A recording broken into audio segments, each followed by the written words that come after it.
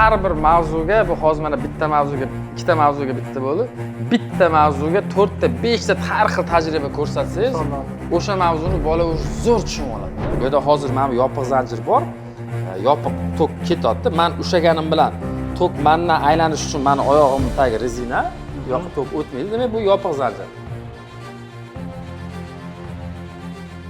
Muhandislik bu faqat texnikani tushunishmi yoki bu san'atmi? Texnikani tushunadigan hamma odamda ham muhandislik bo'lmaydi. Chunki ixtiyoriy odam texnikani qanaqadir darajada tushunadi. Ya'ni qo'pol qilib aytsak, любой odam nimanidir tushunadi texnikadan. Hech bo'lmasa tokni, lampochka almashtirishni tushunadi. Ya'ni uni muhandislik bo'lmaydi. Muhandislikning ta'rifiga o'tsak, muhandis bu o'sha ilm asosida biror bir hayotdagi muammoni hal qilish yoki qulaylik yaratish kerak. Ya'ni o'sha biror bir muammoni yechish orqasida ilm, matematik, texnik bilimlar asosida hayotga uni qo'llay olsa, o'sha odamni muhandis deb atash mumkin.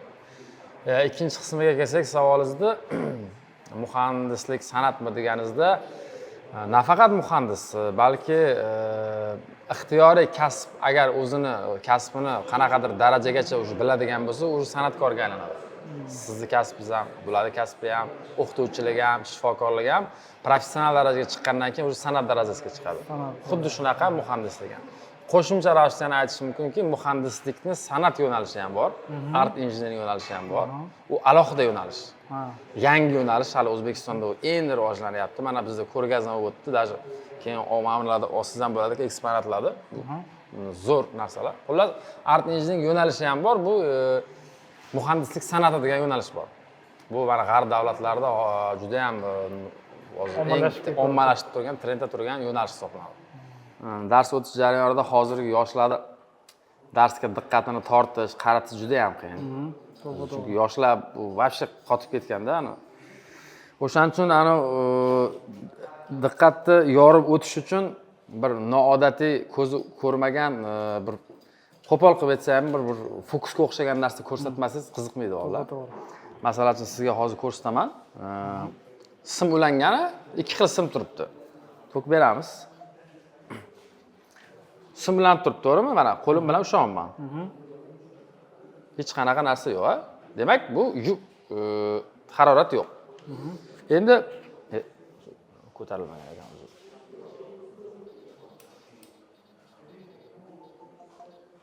Mana qo'lim bilan ushlayman, simda temperatura yo'q, to'g'rimi? Mana qo'lim bilan ushlab turibman.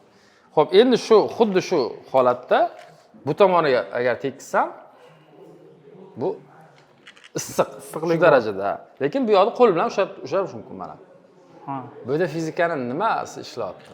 Mana bu yoqqa tekkizasiz, bu sovuq. Lekin bu yoqqa tekkizsangiz, bu hozir yoq issiq. Ushlab olmaydi buni. Bitta to'y, yo'q, bu qanaqa issiqlikni ko'rsataman mana. Qanaqa issiq, bu yerda juda sovuq. Lekin bir xil tok o'tgan. Bu yerda fizikani qaysi qonuniyati nima yotibdi? Metallarni turlichaligi. Ha, har xil metalni solishtirma issiqlik. Demak, mavzu doskadagi mavzu metallarning solishtirma issiqlik qarshiligini, solishtirma qarshiligining o'sha mavzu xullas o'tiladi. Ha. Demak, o'sha mavzuni o'tishdan oldin buni ko'rsatasiz, ularda tushuncha paydo bo'ladi. Demak, bir xil tok o'tganda har xil metal har xil qizilkan. Keyin o'zi ketadi. Bu metal qanaqa o'lchamda, necha amper o'tganda qanaqa qiziydi, bu qanaqa yonadi. Keyin o'zi mavzulashtirasiz, ular o'zi qiziqib bu narsaga kirib boradi. Lekin bu siz sirazi mavzuni o'tsangiz, masalan, bizga fizikada shu o'tilgan, solishtirma qarshilik degan mavzu. Bunaqa ta'sirli bo'lmagan. Shunaqa holat. Ya'ni shunga o'xshash diqqat tortib, qiziq bo'lish kerak. Misol ham oddiy misol emas, sal odamni yuragini nima qiladigan bo'lish kerak. Masalan, bu yerda hozir to'kam baland, issiq, sal xavfliroq bo'lish kerak fizika bo'lgandan keyin. Shunda sal bo'ladi. Yana bitta misol. Buni ham ko'rsatganda odatda, ya'ni hech qachon tajriba o'zidan o'zi bo'lmaydi. Har doim biror narsani, birorta mavzuni tushuntirish uchun bo'ladi tajriba. Masalan, bu 220 volt Mana bunda 220 volt tiqamiz. Tok bor. Ushlaymiz. Nimaga tok urmayapti? Chunki faqat bitta Da. zaryadda. Tok Endi tok bor. Xuddi endi buni hozir o'sha nimaga tok urmaganini doskaga chizib tushuntiriladi, chunki odam tok urish uchun umuman o'zi tok aylanishi uchun zanjir yopiq bo'lishi kerak. Bu yerda hozir mana bu yopiq zanjir bor. Yopiq tok ketyapti. Men ushaganim bilan tok mendan aylanish uchun meni oyog'imni tagi rezina, bu yoqqa tok o'tmaydi. Demak, bu yopiq zanjir. Yopiq zanjirda tok aylanmaydi. Birinchi shart. Ikkinchi sharti misni qarshiligi bilan odamni qarshiligi katta farq qiladi. Misni qarshiligi past, odamni qarshiligi katta. Tok kelganda paytda tanlaydi. Odamda qarshilik katta, misda kichkinaroq qarshilikdan oqadi. Ya'ni shu ikkita mavzuni mana bitta oddiy misol orqali tushuntirasiz. Buni ham birinchi qaraganda odam sal hayiqadi. Qiziqadi, nimaga unaqa bo'ldi deydi. Tushuntirganingizda keyin sразу tushunadi. Bu siz lekin misol uchun Kirxkov qonuni, Ohm qonunlarini tushuntiradigan bo'lsangiz, u tushunchmal bo'ladi. ilmiy taraflama qiziq emas. Amaliyot bilan birga olib borilsa. Shunaqa. Endi mana shunaqa har bir mavzuga, bu hozir mana bitta mavzuga, ikkita mavzuga bitta bo'ldi. Bitta mavzuga 4 ta, 5 ta har xil tajriba ko'rsatsangiz, o'sha mavzuni bola o'zi zo'r tushunib oladi-da. Formulasini ham, ta'rifini ham.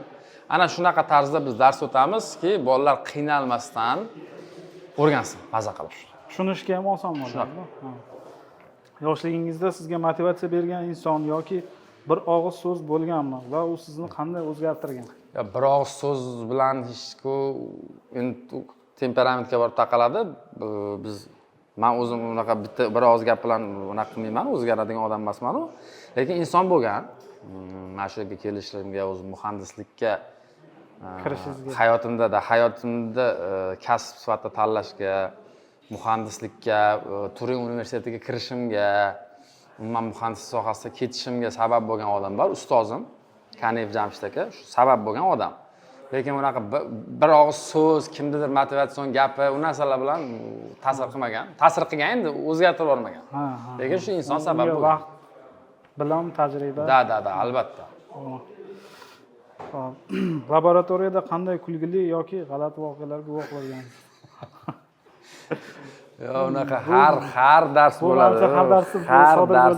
Har darsda shogirdlar bilan bo'ladi unaqa voqea, o'quvchilar bilan bo'ladi, o'zim bilan bo'ladi, kulgili voqea, qo'rqinchli voqea, xavfli voqea, xunuk voqea bo'ladi. Uni bittasini mana misol uchun hozir urib olganda yana bitta kulgili voqea bo'ladi-da. Tok urib olganda kulgili va noxush voqea bo'ladi. Eng qizig'i o'sha kulgili voqea demayman. Rejadan tashqariga holat bo'ladi. Rejalashtirilmagan noodatiy holat bo'ladi. Agar o'sha holatda ham siz talqin qilib, ilmiy asoslab bera olsangiz, shu sizni ustozligingiz bo'ladi. To'g'ri yo'nalishga olib ketasiz. Misol uchun nimanidir rejalashtirdingizda, u narsa boshqacha bo'lib ketib qoldi. Nimaga boshqacha bo'lib ketganini bolalar tushunsa ham bolalarning yutug'i. O'xshamadi, dars bo'lmadi deyish kerak emas, shu bo'lmaganidan xulosa olish kerak. Muhandislik yo'li sizdan eng ko'p nimani talab qiladi? Bilim, sabr yoki fikrlashdagi jasorat? Muhandislik. Hop, bu savolga men shu muhandis bo'lib ishlab yurganlarim asosida javob bera olaman, chunki 1-2 yildan beri muhandislik sohasida ishlab, faqat o'qityapman faqat. Birinchidan kuchli energiya, aqliy energiya, mas'uliyat, stress. Постоянный miyada o'ylov, uni bu yog'i, buni bunaqa energiya, odam katta energiya sarflaydi, mas'uliyat, javobgarlik. Muhandislik kasbi juda qiyin kasb. Texnologiya juda tez o'zgaradi. Sizga bugun eng hayrat uyg'otgan texnologik yangilik qaysi? Sun'iy intellekt. Hamma shu sun'iy intellekt manimcha. Xo'p. Qachon siz men to'g'ri yo'ldaman deb o'zingizga ishonchingizni his qilgansiz? Shu muhandislik yo'nalishidan boshlagan. Odamlar men orqali nimadir o'rganishni boshlagandim. Nimadir ma'lumot o'rganib, xursand bo'lsa, ayniqsa yosh maktablarga borganda bolalar o'ylab yurgan narsalari bo'ladi-yu, hayotda uni ko'rib, buni ko'rib tushunmay, o'sha payt meni darsimni ko'rib, deb tushunadi-yu, o'sha payt maza qilasiz. Demak, kimgadir nimadir o'rgansa, bera olganingizda, savollarga javob topsa, jumboqlar yechilsa, anchadan beri o'ylab yurgan narsangiz yechimini topishga siz sababchi bo'lsangiz, man sababchi bo'lsam o'shanda bekor ish qilmayapman deb o'ylayman. U shunda o'zingiz bilmagan holatda ham shunaqa holatlar bo'lgan bo'lishi mumkin. Da, to'g'ri. U siz o'sha ijtimoiy tarmoqlardagi sahifalaringizdan ko'rib nimadir o'rgangan, nimadir tushungan bo'lsa ham o'shanda ham his qilasiz, lekin siz uni bilmayman endi, to'g'ri. To'g'ri. Bugungi yoshlarga texnologik dunyoda o'z o'rnini topish uchun bitta muhim maslahat berilsa, bu maslahat qanday bo'lardi? Dasturlashni o'rganinglar dedim. Dasturlashni algoritmni o'rganinglar dedim. Algoritm nimaligini va algoritm fanini o'rganinglar dedim. Chunki bu algoritm fani farqi yo'q. Svarkaga ketadimi, programmist bo'ladimi, dizayner, arxitektor, bu farqi yo'q. Kim bo'lishidan qat'iy nazar algoritm fanini o'rgansa, odam u уже fikrlash to'g'ri bo'ladi. To'g'ri fikrlaydigan bo'ladi. Bizda har oy universitetimiz tomonidan shu muhandislik yo'nalishida o'qiyotgan talabalar va muhandislik yo'nalishida tahsil olayotgan talabalar tomonidan o'z ishlanmalari bilan qatnashma qilingan, nazarda tutilgan va aprel oyi bizda muhandis oyligi. Yana Oliy ta'lim vazirligi va o'zimiz Oliy ta'lim vazirligida ham bilsangiz, o'sha aprel oyida kelajak muhandislari festivali bo'lyapti, xalqaro festival. O'shanda ham art engineering yo'nalishi bo'yicha biz qatnashyapmiz. Endi bu yerda ko'rib turgan loyihalaringiz nima? Misol uchun oddiygina mana bunga qaraydigan bo'lsak, loyihaga. Kimni ko'ryapsiz? Nikola Tesla. Asosan mana bunday qilsa telefonda yaxshiroq ko'rinadi-da bu. E'tibor bersangiz, telefon bilan nazar solsangiz. Ya'ni Nikola Tesla o'zi kim? Nikola Tesla e'tibor beradigan bo'lsak, bu yerda ishlatilgan detallar bor-ku. Misol uchun bu yerda ishlatilgan mikrochip sxemalar, sxemani yaratilishda ilk ishlagan olimlardan bittasi Nikola Tesla bo'lgan. Ya'ni o'sha uchun harakat qilgan biza o'sha PCB layoutlardan foydalangan holatda, o'sha chip deymiz, kuller deymiz, o'shalardan foydalangan holatda o'sha insonni siymosini yaratishgan. Mana shu narsa nazarda tutilgan. Endi bunisiga e'tibor beradi. Shu ixtirosiga bag'ishlangan как san'at asari. San'at asari.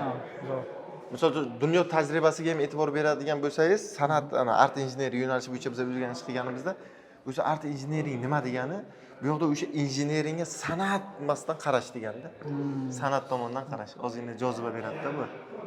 Bu nima uchun kerak bu yo'nalish, bilasizmi? Bu yo'nalish hozir ChatGPT chiqdi, sun'iy intellektlar chiqdi, boshqa yo'nalishlar bor, to'g'rimi?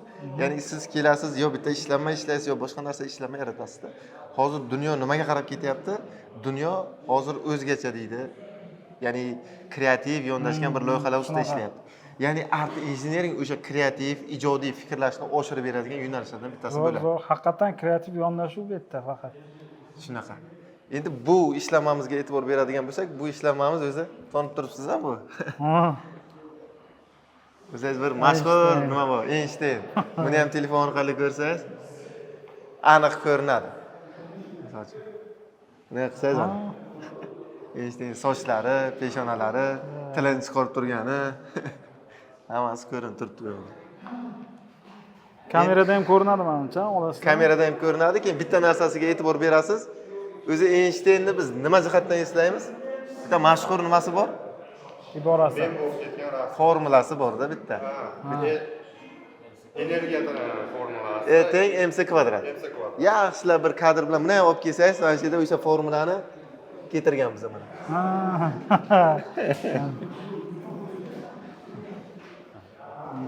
Teng mc kvadrat. Zo'r. Endi bu o'zimizni bilsangiz islomni siymosi sifatida yarim oy ko'rsatiladi. Endi biz bilamiz, mana O'zbekistonda ham Samarqand, Buxoro, Xorazm kabi bir tarixiy shaharlar mavjud. O'sha tarixiy shaharlardagi maqbara, madrasa, o'shalarni jipslashtirgan holatda biz harakat qilgan biza o'sha O'zbekistonga kelgan insonni nima deydi? Kreativ yondashgan holatda O'zbekistondagi tarixiy obidalarni bitta nimada jamlangan. Maketlari jamlangan bitta. Endi bu yoqda injinering nima deyishingiz mumkin? Injinering bu yoqda oddiygina mixni ham qo'ysangiz bitta injineringda. Ya'ni bir-biriga yondashgan holatda birlashtirib, ya'ni bu yoqda injinering nima yotibdi? O'lchovlar yotibdi. Nega to'rtburchak qilmaganmiz? Nega uchburchak qilmaganmiz? Misol uchun tushunyapsizmi? Avvalosi o'sha yarim oyni, o'sha oyni siymosi bor bu yoqda. Ikkinchidan shu O'zbekistondagi tarixiy obidalarni bitta joyda jamlanganini inobatga olgan holatda injinering решениялар qilganmiz, muhandislik решениялari, yechimlar. Zo'r. Endi mana bunga ham bir e'tibor bersak, buni hamma biladi. QR kod. QR kod. Ha. Uni nimasini ham bilasiz, qayerda asos solinganini? Yaponiyada ilk marta asos solingan. Endi bu QR kodimiz qanaqa? Bu QR kodimiz nima qilganmiz? Misol uchun bilamiz, QR kodlarimiz yo faqat qaysidir cheklarda bo'ladi QR kodimiz yoki telefonda bo'ladi yoki rasmlarda joylashgan bo'ladi. Bu QR kodda oddiygina telefon bilan QR kodni yoqsangiz, institutni, men universitetim, Toshkent kimyo xalqaro universitetini saytiga kirib ketishini nazarda tutganmiz. Ya'ni tepa qismi ma'lum bir narsaga javob beradi, bu qismi shu narsaga javob beradi. Hozir rekonstruksiya bo'lyapti. Biz Instagramga qilgandikda ikkalasini ham. Hozir men bolalar o'zgartirib, mana bu yoqda piksellar bor-da. O'sha piksellarni qo'ygan holatda bu nimasi bor? Agar videolarni ko'rsalarsiz va mehmonlar kelishganda bunaqa qilib o'sha Instagramimizga ulan olishga. Ya'ni bu yoqda ham nima yotibdi qarang. Mana bu yoqda ham bir ijodiy fikrlash deymiz, ijodiy yondashuv yotibdi. Ya'ni biz har doim ko'rgan narsalarimiz emasda boshqacha yo'nalishda o'shanga podxodini nazarda tutganmiz, injinering yo'nalishida. Bu menimcha hozir nimadir anons kam, detali kam. Detallari bor, ha.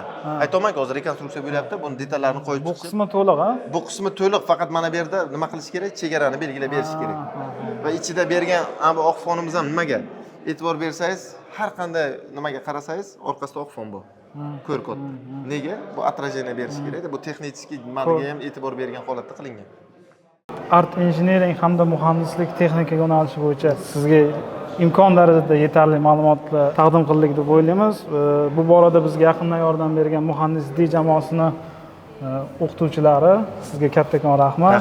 Ijodiylariga omad. Xudo xohlasa bundan keyin yana qo'shma tadbirlar, loyihalar qilishga harakat qilamiz. Vaqtingizni ajratganingiz uchun rahmat kattakon. Hech qachon yangilik yaratishdan charchamang. Rahmat. Rahmat. Sizlarning tashrif buyurganingiz uchun rahmat. Yana kutib qolamiz universitetimizda, jamoamizda.